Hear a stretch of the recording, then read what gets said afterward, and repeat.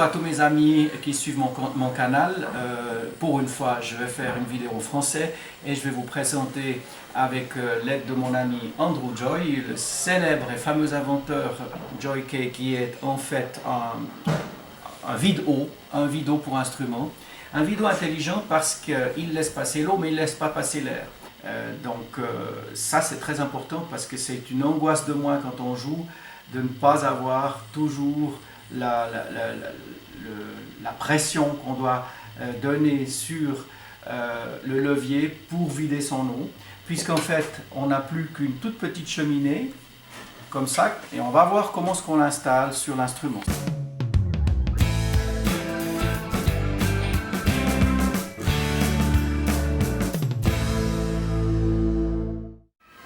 Voilà, je voudrais aussi expliquer qu'il y a 1000 façons de procéder et que moi-même j'aurais certainement 10 fois une explication différente. Donc chaque fois qu'on soude une pièce, que ce soit un jockey ou un autre, c'est un petit peu le professionnel qui parle. Une fois il va utiliser une méthode, une fois une autre. Dans ce cas-là, je vais positionner mon vide-eau jockey, la cheminée, au meilleur endroit selon la posture et la position. On voit que l'eau elle va finir à peu près à cet endroit-là. Et vu l'inclinaison aussi du corps dans cette inclinaison, je vais mettre ma cheminée un petit peu plus sur l'intérieur.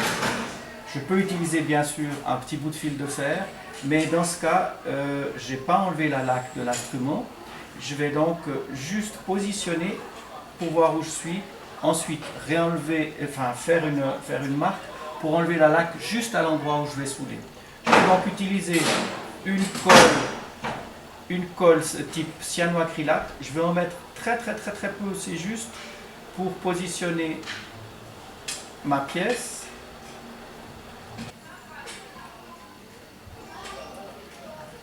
Donc voilà la position définitive de mon Joy Kay.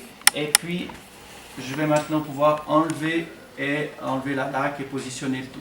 On va voir comment. Donc maintenant qu'on a trouvé la bonne position du Joy Kay, ce qui va être intéressant, c'est de marquer son emplacement exact pour enlever la laque à l'endroit de la soudure, exactement là où on va positionner le Joy Kay. C'est ce que je vais faire, donc je vais le marquer maintenant. Je le marque, et puis je vais enlever mon Joy Kay et je vais pouvoir positionner l'endroit en enlevant la laque exactement à cet endroit. Donc maintenant j'ai marqué mon emplacement. Il ne me reste plus qu'à décoller. Comme j'ai mis très peu de colle, c'est facile à décoller, on voit que ça part tout de suite, mais j'ai pu noter l'emplacement avec exactitude et je vais pouvoir maintenant le nettoyer et puis préparer ma place pour la soudure.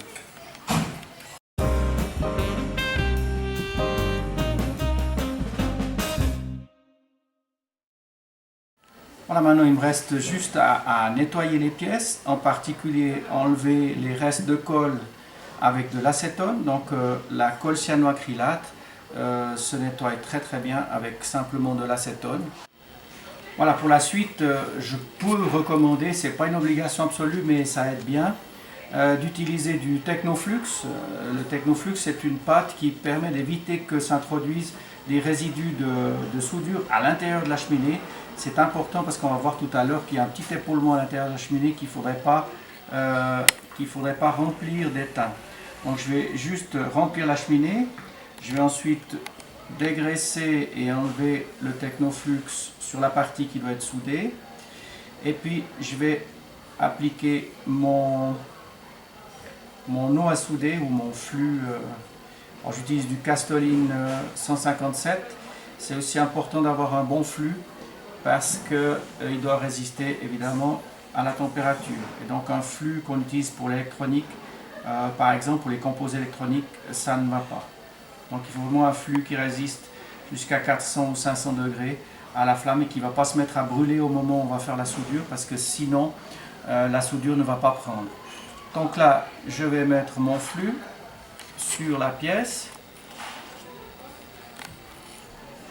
avec toujours à l'intérieur ma pâte pour pas que la pièce se soude, que mon étain monte dans la cheminée.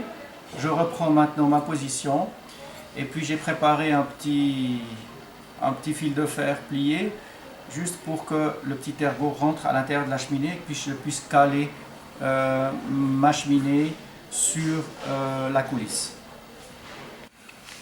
Voilà, donc maintenant je m'apprête à souder le jockey et il y a encore plusieurs choses auxquelles je dois faire attention. La première, je dois avoir un chalumeau avec une extrêmement petite flamme pour ne pas chauffer toute la pièce et pas brûler la laque. Et la deuxième, je vais utiliser une soudure à l'étain plomb, en règle générale 60%, 40% plomb ou 50%, 50%. On va avoir un point de fusion plus bas puisqu'on a du plomb, donc on va être aux environs de 190 degrés.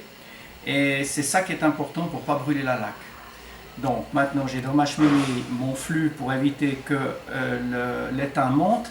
Et on se rappelle qu'au niveau des points de fusion, on se rappelle des petits cours à l'école de lutherie. On va chauffer la pièce la plus massive d'abord, parce que c'est celle qui va absorber le plus la température.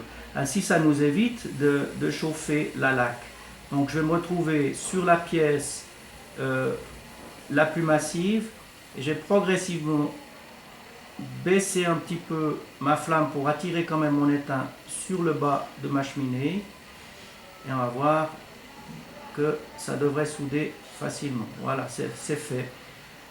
On a notre soudure qui est déjà rentrée et on voit que pratiquement on n'a pas eu besoin de brûler la laque. Et puis après, il n'y a pas besoin d'en mettre de trop, il faut juste que ça fasse le tour et c'est tout. Plus on en met, plus on court le risque que la soudure pénètre à l'intérieur de la cheminée. Donc là, on n'a pas du tout brûlé la laque et on est prêt pour terminer l'installation du jockey.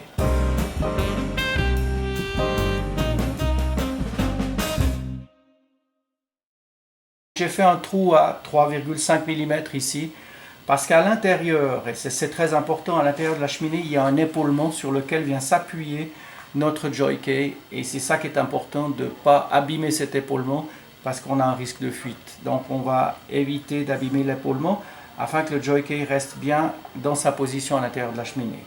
Voilà, maintenant le travail est fait, on va remonter le jockey. Voilà, on voit que maintenant le jockey est monté parfaitement. La laque n'a pas brûlé, c'est parfait. Tout au plus, on peut quand même lui donner un tout petit peu, si on a la laque Nicolas, c'est bien, parce que le jockey lui-même n'est pas laqué, donc on peut lui donner juste un tout petit peu de laque. C'est une laque qui passe très bien sur n'importe quel instrument. On ne voit pas du tout, on peut la gicler directement comme ça, on voit pratiquement rien. Et puis, tout de suite chauffer parce qu'elle va se tendre, et on va voir que pratiquement, il n'y a aucune coulure, il n'y a rien, elle est tip top. Là, mon jockey coule parce que j'ai nettoyé l'intérieur de ma coulisse. Il ne reste plus qu'à mettre un tout petit peu de gras sur le pas de vis, ici. Voilà. Introduire le filtre Waterwick à l'intérieur du jockey. Il va rester bloqué sur son épaulement à l'intérieur. Et maintenant, venir et serrer mon filtre, sans oublier, j'allais oublier, sans oublier de mettre l'anneau O-ring sur la partie du pas de vis. Il vient se stabiliser en fond de pas de vis. Et maintenant, je serre mon jockey. Et j'ai monté un jockey sur une coulisse de corps qui va rendre d'infiniment bon service à celui qui va jouer ce corps parce qu'il n'aura plus d'eau dans cette coulisse, elle va perler en permanence. War am Anfang, ja, weil ja. wenn man gestopft spielt, hierzu,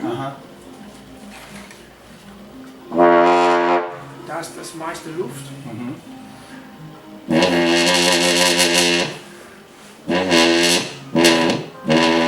Also wenn das luftundicht wäre, dann würde das nicht funktionieren. Nee.